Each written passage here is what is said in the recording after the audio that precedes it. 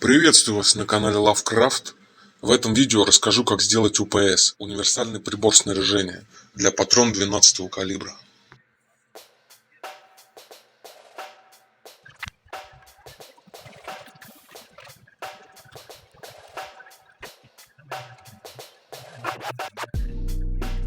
Клею шаблон и вырезаю из пластинки, оставшись от квадратного профиля.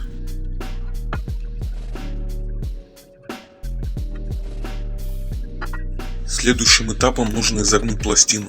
Подкладываем под нее кругляк и начинаем работать молоточком. Вот такая деталь должна получиться. Теперь немного дорабатываем напильничком и шлифуем на наждаке. Небольшой совет. Сначала лучше изогнуть пластину, а потом же вырезать. Так она получится более симметрично.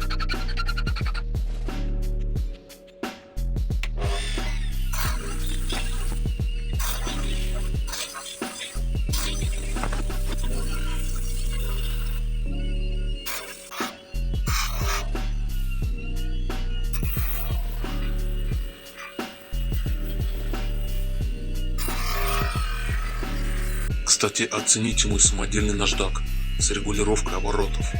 Сделал его из двигателя от стиральной машинки.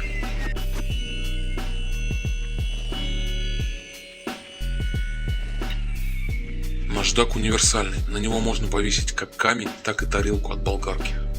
Столик съемный и имеет функцию наклона. Отлично, первая деталь готова. Теперь нужно сделать шайбу. Кстати, а вы знали, что синяя изолента может служить еще и в качестве лейкопластыря? Шайбу сделаю из обрезков швеллера шириной 8 и диаметром 25 мм. Обрезал по краям болгарочкой и потом вспомнил, что у меня есть коронка по металлу.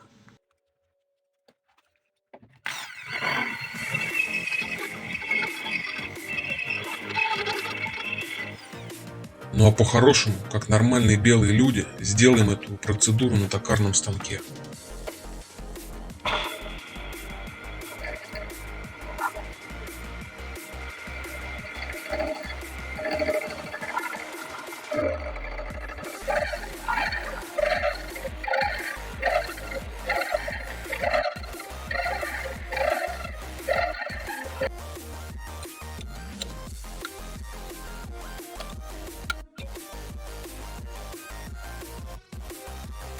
Шайба готова. Теперь приступаем к изготовлению штока.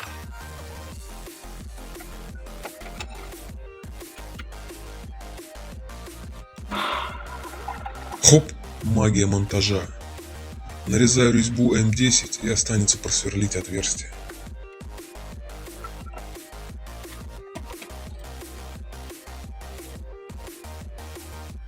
Если по какой-то глупой и нелепой случайности ты до сих пор еще не видел видео, как я восстанавливал свой сверлильный станок, досматривай это видео и бегом на мой канал.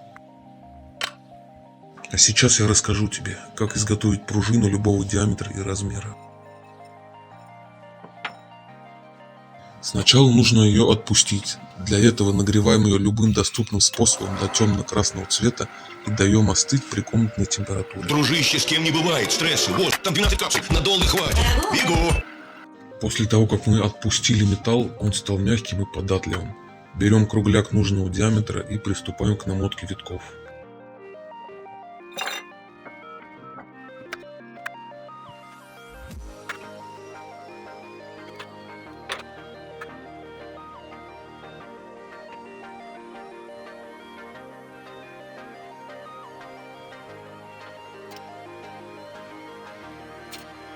Чтобы расстояние между витков было одинаковое, воспользуемся гвоздем и приступаем к закалке. Для этого также нагреваем до красна и отпускаем в масло.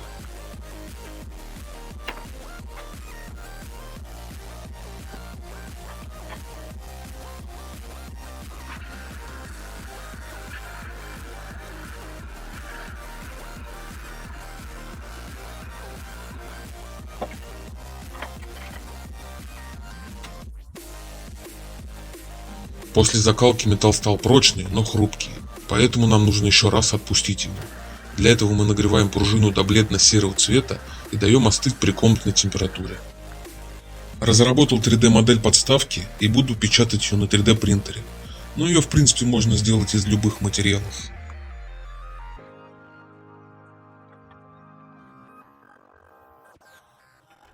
Подставка напечаталась, теперь необходимо доработать шток, обточить по краям напильником, чтобы он свободно заходил в предыдущую деталь.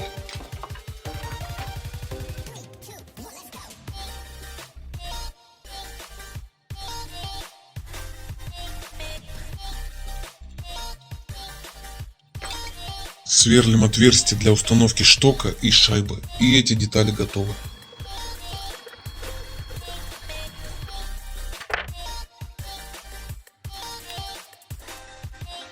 Пружинка готова и идеально работает, но жестковата, поэтому пришлось заменить ее на другую. Еще нам понадобится сделать рукоятку. Ее я буду делать из ручки от швабры. А кто не хочет заморачиваться, зайдите к друзьям и спиздите консервный нож. Его ручка идеально подойдет для этих целей.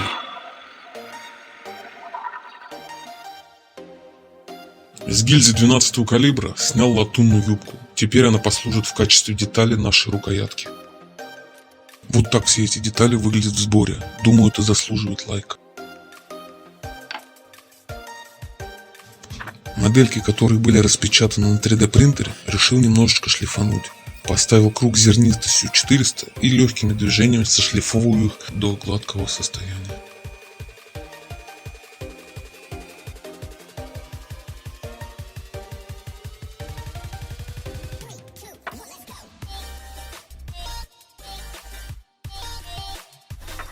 Решил не использовать клепки, лучше сделаю болтики с плоским шляпком.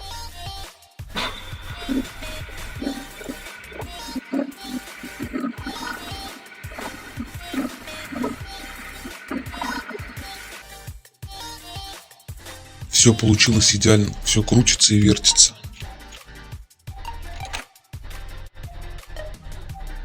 Все детали покрасил в черный цвет из баллончика, а рукоятку буду покрывать обычной морилкой.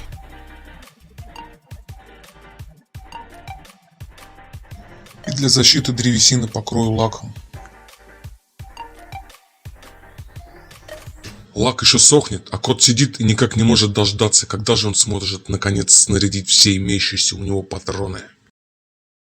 Все детали высохли, собрал я свой ОПС и приступаем к эксперименту.